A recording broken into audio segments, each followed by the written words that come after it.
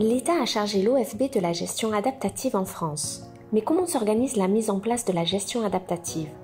Nous sommes allés à la rencontre de Charlotte Francesias pour nous en dire plus.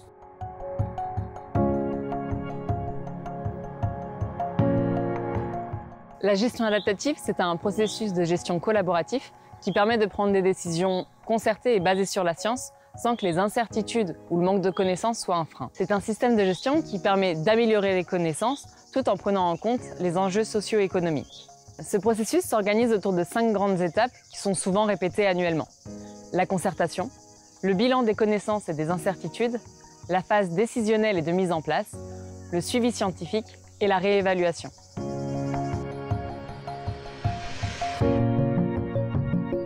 La concertation, c'est la première étape et elle est cruciale. Que ce soit pour définir des quotas de chasse ou de pêche ou gérer des conflits comme la création de dégâts dans les cultures par exemple, ou encore pour aider à la réintroduction d'une espèce en danger. Dans ces cas-là, souvent les acteurs ont des points de vue ou des objectifs divergents. C'est la raison pour laquelle il est essentiel de rassembler toutes les parties prenantes pour discuter ensemble de la problématique et définir un objectif de gestion. La gestion adaptative est donc un processus collaboratif dans lequel chaque voix compte. Une fois l'objectif de gestion fixé, ce sont les scientifiques qui prennent le relais. En se basant sur les connaissances déjà acquises et sur l'identification des incertitudes, les scientifiques vont développer des modèles, chacun d'eux correspondant à un scénario.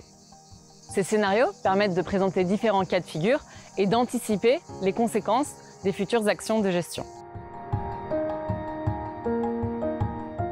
Au regard des différents scénarios, on détermine donc les actions de gestion à mettre en place qui permettent au mieux de s'approcher ou d'atteindre l'objectif de gestion fixé. Ces actions de gestion et leurs impacts sur la population suivie vont être rigoureusement suivis. Le suivi scientifique doit être effectué régulièrement, souvent annuellement.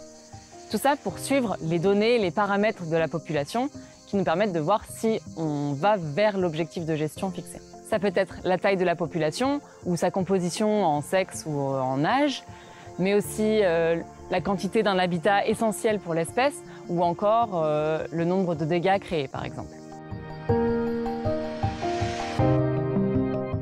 Ces données obtenues grâce au suivi sur le terrain sont ensuite confrontées aux prédictions des scénarios modélisés précédemment. Cette étape nous permet de donner plus de poids aux scénarios qui représentaient au mieux la population qu'on souhaite étudier. Ces nouvelles connaissances sont ensuite utilisées pour affiner les modèles scientifiques. En parallèle, les parties prenantes se réunissent pour un bilan et pour éventuellement ajuster les suivis nécessaires ou alors les actions de gestion nouvelles à mettre en place. Tout ça, bien sûr, toujours dans le but d'atteindre l'objectif de gestion. Pour résumer, il est vraiment important de suivre ces 5 étapes et la clé de tout ça, c'est la collaboration entre tous. Le partage de données, les discussions et l'identification d'un objectif de gestion commun.